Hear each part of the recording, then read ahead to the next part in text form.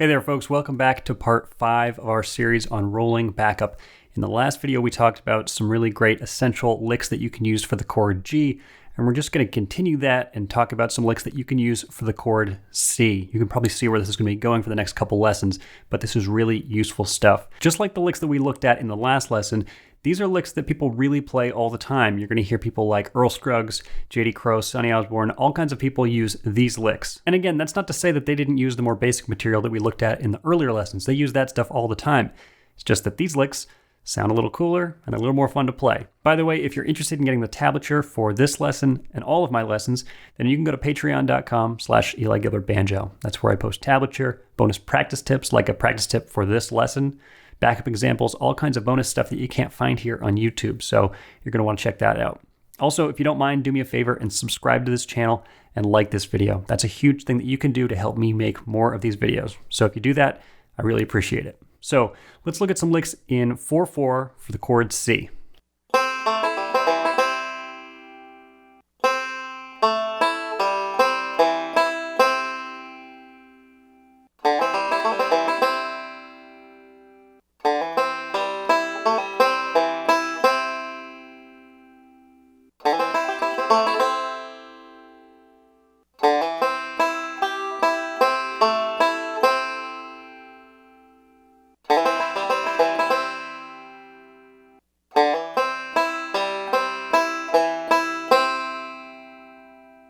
So you've probably noticed that these licks use a lot of the same techniques that we've already used for the licks in G, hammer-ons and pull-offs, really common stuff. So the more of these licks that you learn, the more comfortable you're going to get with those techniques. And just like the licks that we used for the chord G, we want to have some concrete ways to apply these licks and practice them. So in terms of practicing them, one thing you could do is just try playing all of these licks in a row.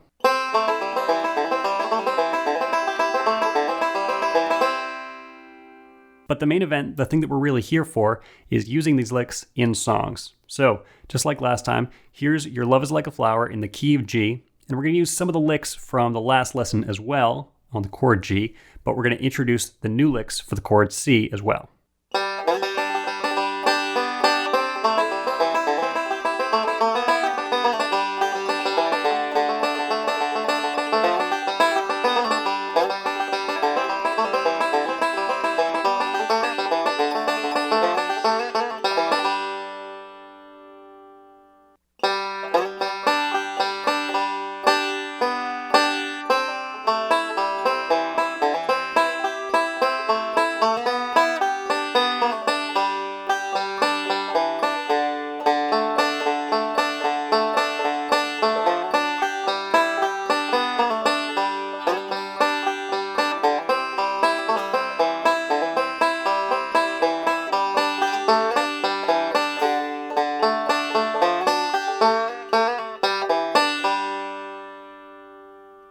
Now, it's possible that the inclusion of all the licks for G and the licks for C is getting to be a little bit too much. It might not be something you can keep up with right now. That's fine. You don't have to be doing all of this all the time and keeping up with everything I do in the lessons as I post them. I want to make sure that you're taking these lessons seriously, and that doesn't mean just trying to keep up for the sake of keeping up if that doesn't really work for you. You have to do the thing that really works for you because that's how you're actually going to get better.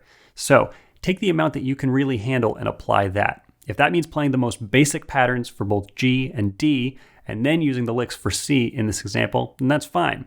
If that means just taking it one measure at a time, then perfect. That's taking them seriously. So make sure that you're taking these lessons seriously and taking them at your own pace.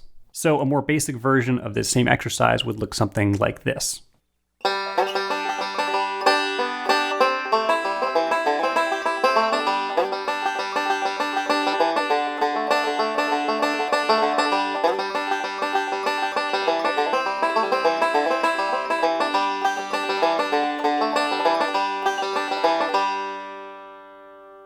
And again, I hope you didn't forget, we also need to do this same kind of thing for 3/4. So here's some licks that are going to work great on the C chord in 3/4.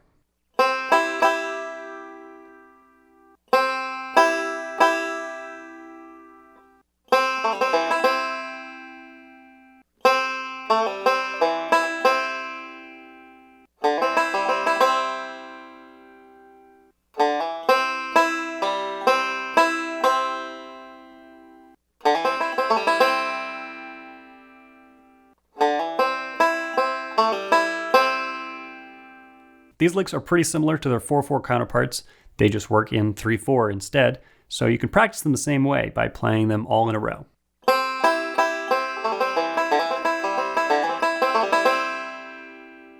And again, for this material to actually be worth something, we have to apply it to some real music. So here's that same chord progression we just looked at in 3/4 using some of these new examples with some of the licks that we looked at last time for the chord G.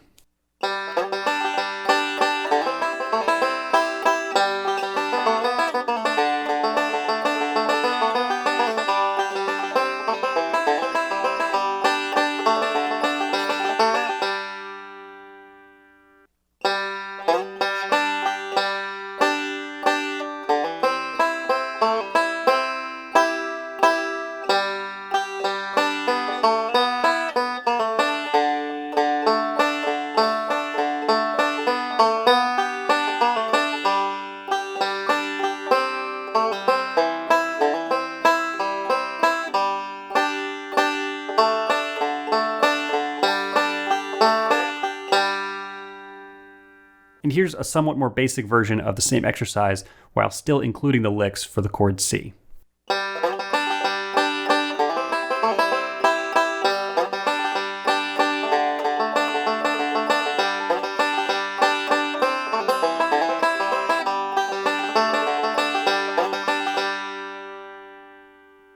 Okay, so by now we're just moving right along. From this point forward, we've got other chords to look at and other licks to look at, but we're going to follow the same process.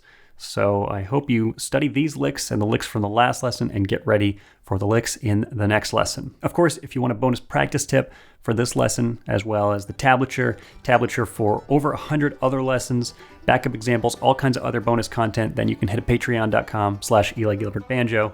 And of course, don't forget to subscribe to this channel and like this video if you found this lesson helpful or interesting.